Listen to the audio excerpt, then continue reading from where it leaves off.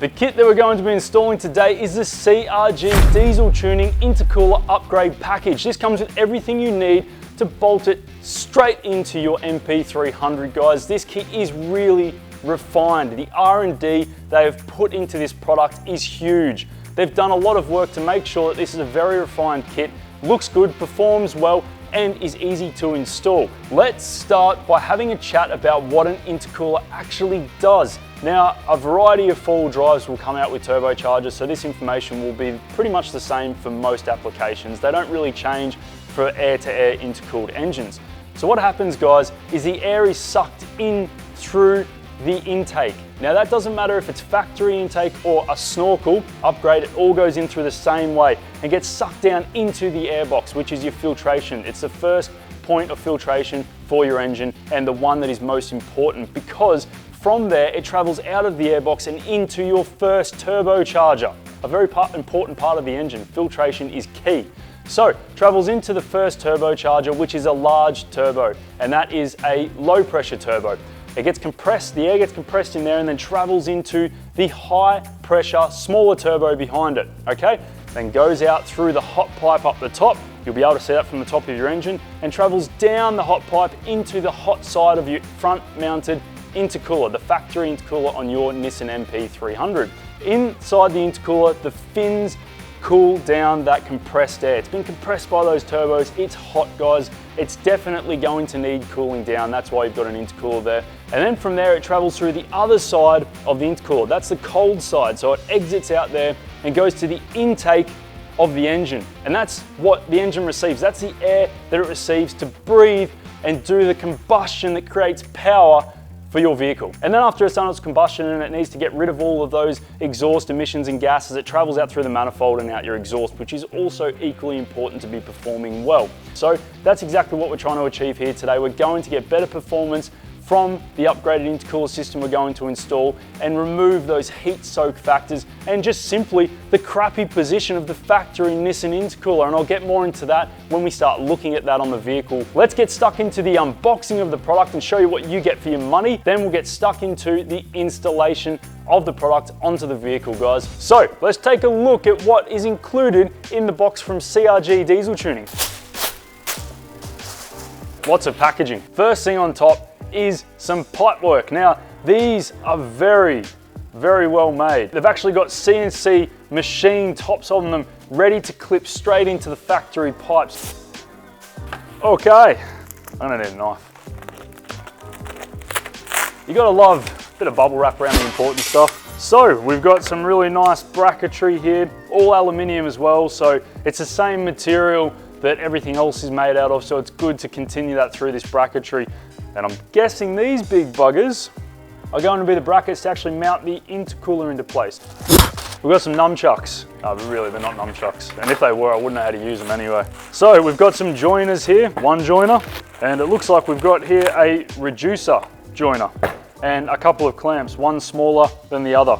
So it looks like these are marine grade stainless, high grip worm drive clamps. So that's really good to see. Marine grade stainless, it is important. We don't want anything underneath the car copping any rust and then rusting onto these components. It's not what we want. Yes, the most important part of this kit, and it looks good. It looks really good. Ooh, ooh. So, as you can see, there's not just outlets coming off here, which we have to put joiners onto and all of that ugly looking stuff. These are some really nice welded aluminium pipes to the bottom of the intercooler outlets and inlets, and they're bent in orientation to suit your vehicle. The intercooler itself has custom tanks on either side. Now, these are welded onto a core, an intercooler core right here.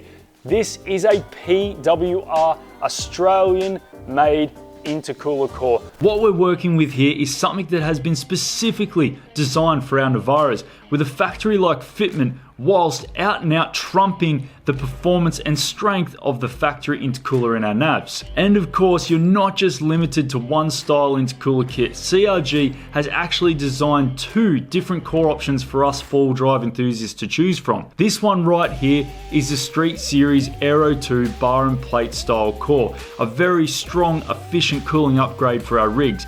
But if you want to push your air intake temperatures down even further, you can upgrade your CRG kit to the PWR Race Series tube and fin core. With a rate reduction of 60% over the Street Series intercooler, this racer design allows for a more efficient cooling as the tube and fin design disperses heat more efficiently. For most four-wheel drive enthusiasts, the Street Series core is a worthy upgrade that will see your rig's air intake temps much happier than a factory setup. Rightio, it is time to now chuck those parts in the vehicle. So the intercooler itself goes right here. Well, not right here, but in behind the grille. So we need to remove that grille out of the way so that we can get the intercooler into position. The grille is removed by undoing these plastic clips on the top. So there's 4 of them, 2 there, and then 2 on this side. Then there's some cheeky buggers hiding in the outside of your grille, which you just need to get a screwdriver in there and twist those around and pull them out, and then you'll be able to remove the grille out of the way and gain access to that area. Behind these bash plates is the factory intercooler tucked up inside here. So it's not only low in the vehicle, which puts it in the way of all the mud and crap that we put our cars through when we four-wheel drive them, and it gets stuck in the cooling fins and therefore decreases the efficiency of the cooler, but it's also blocked by all of these bash plates and things down here. There's really limited airflow into this area. Now I know they've got some cut out holes in here to try and help, but realistically, when you're up at speeds, the air's just going to hit this and deflect this way. It's not going to find its way into these holes very easily. Now, I've got the factory bash plate right here, and I've got an Iron Man bash plate as well as part of my bull bar. I'll need to remove both of them. If you've got anything in this area, do the same thing. Now, I've got 18,000 Ks on my MP300, not many kilometers at all. I haven't done any mud work really with this vehicle yet. I haven't put it through any decent mud holes or anything like that. So there's not a lot of mud jammed up in there, but if you have, I'm sure you'll find some, and it'll probably fall over your face as you're removing those bash plates anyway. There's a couple of factory clips we need to undo, and some pipes we need to remove, and some bolts to drop this out of the way. So let's get stuck into doing that first. Okay guys, so we're at the back of the intercooler here. There's this plastic shield on it, and at the middle of the shield there's a bolt right there. And then we can get stuck into removing these shields on the outside of the intercooler. These help guide the air into the factory cooler, and there's one on each side. They've just got some plastic clips on them, one on the top, one on the bottom right there. Exactly the same style clips as you remove to get the grill out. So there's 2 pipes that need to be removed in total. I'll show you how to remove this one, and that way you can go and do the exact same thing on the other side of the vehicle. So first things first guys, get yourself a flat blade screwdriver. There's a plastic retaining clip that you need to break in order to get the metal clips off, okay? Same thing on the other side of the vehicle. So just pry that plastic clip until you hear it crack open. Okay, once you've got that plastic clip off guys, there is just a metal snap ring which is around this clamp. So just undo that by prying it open.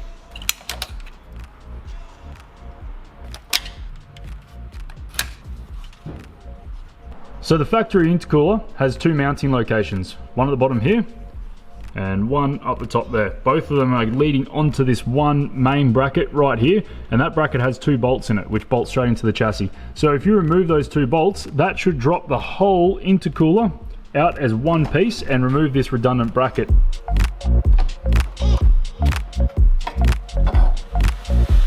Sweet as guys, that is the factory intercooler now removed. There's the 2 remaining pipes right there. So as you guys can see, there's a bit of oil dripping out of these pipes. So that is going straight into the intake of my engine and into the engine, essentially. And this is exactly what an oil catch can will prevent from happening. So I think looking at that, that is quite a substantial amount of oil that is going into the intake. And I've only got 18,000 Ks on this engine. So I think it might be time to consider looking at a oil catch can kit for my car. Okay, so we're back up to the top portion of this installation. We're in behind the grille area. So there's some cooling pipes in here, some pipe work which we need to push back and reorientate in order to get room for the intercooler to squeeze into this location. We actually need to get them behind this support bracket right here. So to start off, we're going to remove all of the plastic clips which are holding these down, including the two pumps here. We need to remove them off these brackets. Now, yours may look slightly different to this, your setup. I've got an Ironman bull bar installed on my vehicle, so some of this has changed from factory already. So if it looks a little bit different, the procedure is still the same. You just need to remove all the plastic clips that are holding it down, getting it ready to push it back behind this plate.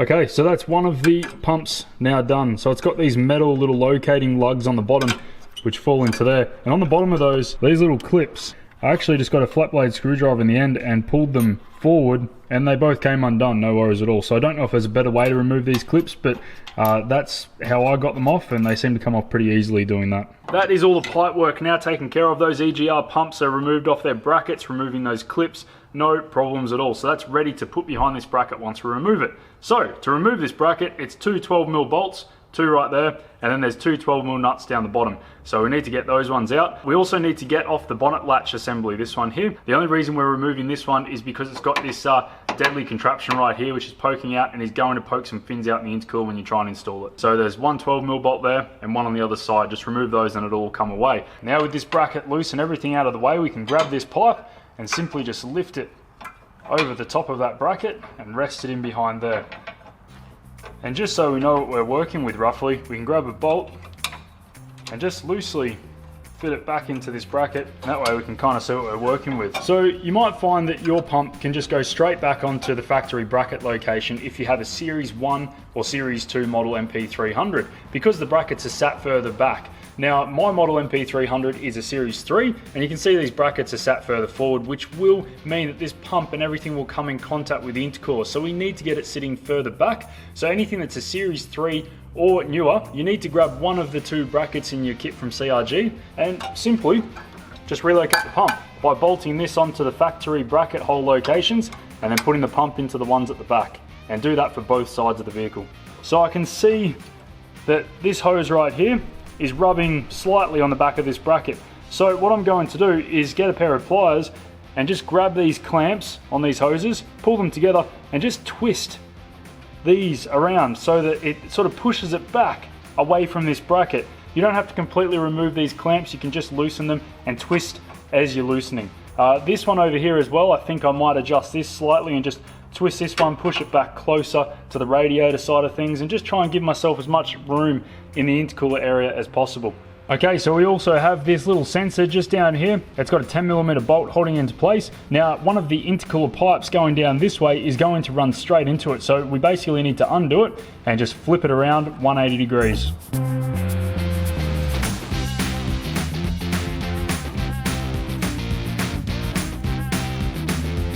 So for any of you guys that don't think I hit a snag or two when I'm doing these installs, here is a good example of me just about to figure out that my winch clutch lever is going to foul on the intercooler. So I just had to rotate my clutch housing on my winch, just rotate it down so that the lever was now in a new position, which would allow me to clear the new intercooler. So things don't always go to plan, guys, and it may be the same for your install. You might find there's something that you've installed on the vehicle that is now causing you issues with your new intercooler installation, but it's just about finding a way to overcome the obstacle, guys. It's never impossible, you just have to work around it.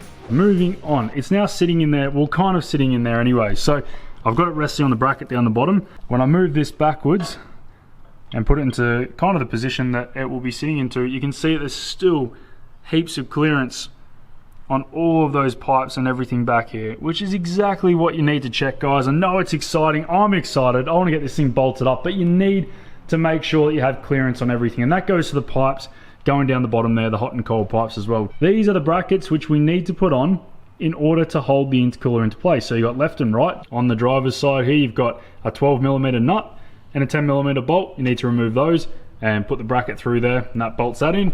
And on the passenger side, you've got two 10mm bolts on there, which you need to remove, and that bolts the bigger bracket in. Now that you're confident you've got clearance for your intercooler and you're not going to have any problems with it rubbing on anything, go ahead and chuck your bonnet latch assembly back on. So there's 3 bolts. Now the one at the bottom is a lot easier to get to when the intercooler is leaning forward, so that's why we're doing it now.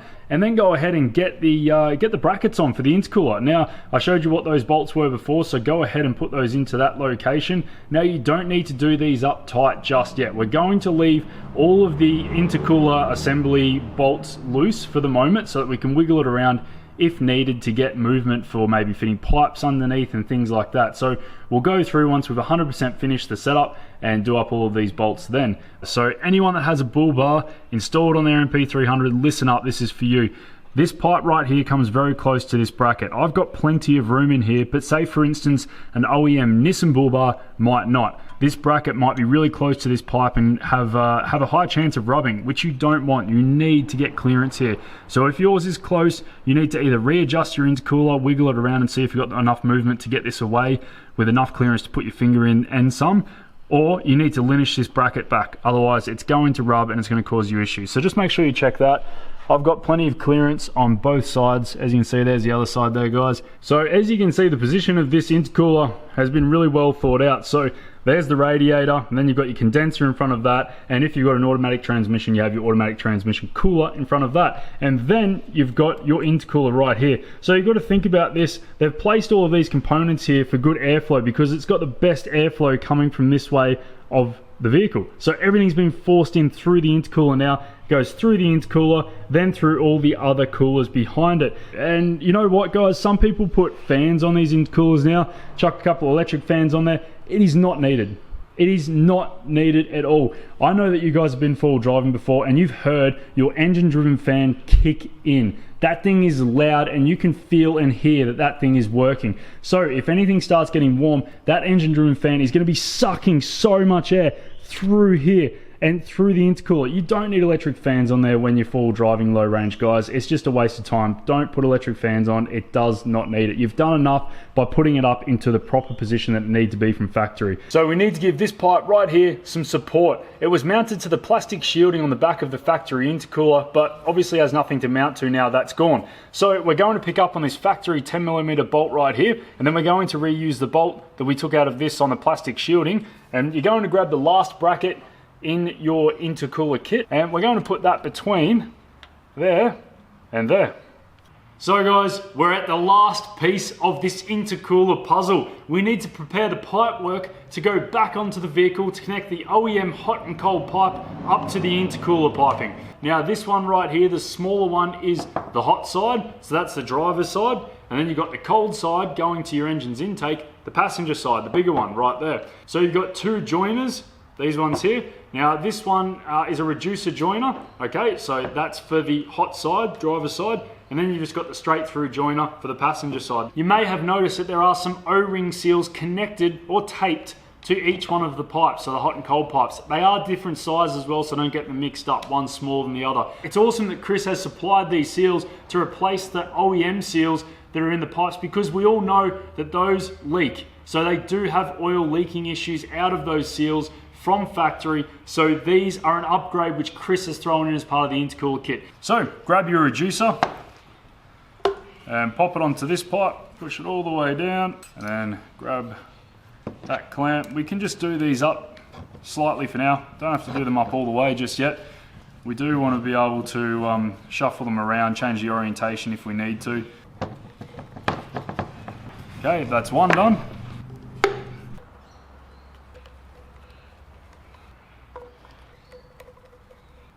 All right, that's both the pipes prepped, ready to go into the car. So let's go ahead and get these seals in place of the OEM seals to start off with, and then we'll chuck these pipes on. So it's probably pretty hard to see, but there is a lip seal just inside here. Okay, it's the same on both sides. I've got a flat blade screwdriver. I'm just going to get underneath it, lift it up, and just kind of hook it out. Now we need to replace this with the one that CRG have supplied. Now this is the cold side, so it will be the bigger of the brown O-rings. So we've got our replacement O-ring there. I've just put some rubber grease on it, and you just pop it into exactly the same groove that you removed the factory one from. Okay, and all you need to do is go ahead and do the same thing on the other side of the vehicle, on the hot pipe side. take that O-ring seal out, replace it with the new one, and replace the clips as well. If you took them off like me, put the clips back on, and we're ready to go to put the pipes back on and finish off this install. And I've also just put some rubber grease on the end there, just to try and help with the installation into the OEM pipe, because it can be a little bit tricky. So just a smear of rubber grease around the outside of both that and the O-ring inside there will definitely help out. So we'll go ahead and try and get that side in first.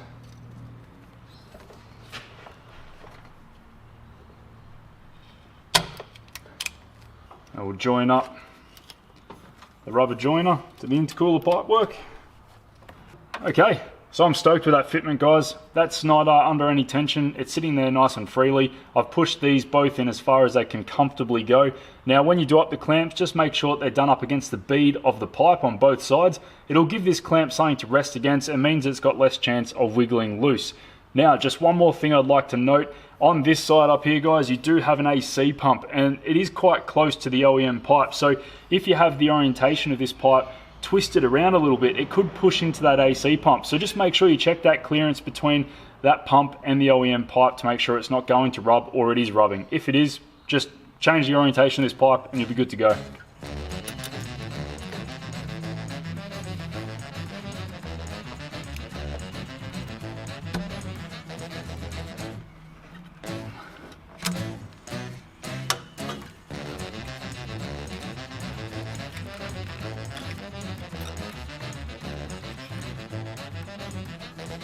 Just make sure when you're putting those joiners on, guys, the material on the joiner is even on each of the pipes. You don't want to be favoring one pipe more than the other. Otherwise, you could run the risk of it blowing off, basically. So yeah, just make sure of that. And also just make sure that your clamps are firmly clamped down. So what I mean by that is make sure when you run your finger over it, you can feel a bit of a groove where the clamp is molding into the joiner. If you don't feel that groove, you need to go a little bit tighter. That's pretty much it underneath here. Just run through, make sure it's not rubbing on anything as per usual, and just make sure that they've clipped firmly into the OEM hot and cold pipes. Check this thing out. That looks so good in there, guys. So that's the bottom now taken care of. Everything's back together. Now we've just got to finish off the top. So the intercooler's in place, but I do have to level it out. You can see that it's dropping down the passenger side just a little bit. So just use the loose brackets to level everything off, and when you're happy, tighten everything down. Now there is 9 nuts and bolts in total. So there's the bottom bracket, and then there's the 2 top brackets here. Now I reckon that center really needs to get cut out now, guys. I need to put some mesh in place of that factory grill assembly. Really need to show off that CRG bling. We can't hide it. I might even relocate this sucker down inside the bull bar at some point as well. That is an awesome bit of gear. The CRG Intercooler Kit is done and dusted. That installation was super straightforward. I hope this video showed you guys how to install a CRG kit into your vehicle and the importance of why you need to do an upgraded intercooler kit in any vehicle, but especially the MP300s. Now I couldn't put my grill back in because I just had to have it exposed, and so you can see it for the outro of this video. I need to cut my grill out and put some mesh in there so you can see this blingy bit of gear, because it really does look that good. It's so sad to have to put the grill on later and hide this thing. It's pretty obvious where you get it from, but in case you don't know, you can jump on CRG's website or give those guys a call in the office and grab one of these kits for yourselves. They have a few different options there, guys, and they do a bunch of different gear anyway. I've got a few other bits and pieces that I'll probably grab from them in the future, but this is definitely a good place to start. And as I said, if you don't want to install this yourself, they might have someone else, you know, that can install it for you if you're not in Queensland where they're located. I'm sure they have other fitters around Australia. Thanks for stopping by. I'll catch you in the next video.